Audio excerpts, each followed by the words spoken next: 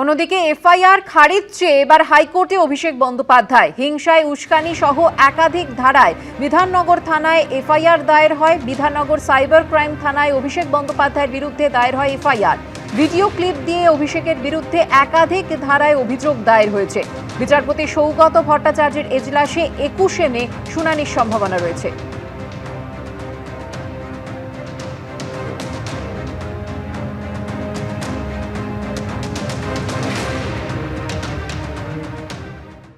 ফের একবার তেলের দাম বাড়তেই প্রধানমন্ত্রীকে নিশানা করেছে কংগ্রেস। দলের তরফে সোশ্যাল মিডিয়ায় পোস্ট করে লেখা হয়েছে, মূল্য বৃদ্ধি ম্যান, মোদির চাবুক আবার চলল। মোদি গত 4 দিনে 4 টাকা বাড়িয়ে দিয়েছেন। এ তো সবে শুরু। মূল্য বৃদ্ধি ম্যান এখনো আরো উসুল করবে, কারণ নির্বাচন শেষ হয়ে গেছে।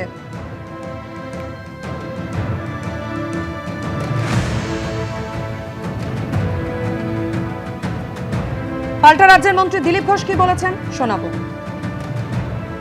যারা একদিন একবার হিসাব করে দেখুন, মনমোহন সিংয়ের সময় থেকে আজ পর্যন্ত এই 12-15 বছরে কত গুণ দাম বেড়েছে। আর মাননীয় মোদীজি ক্ষমতায় আসার পর থেকে বেড়েছে।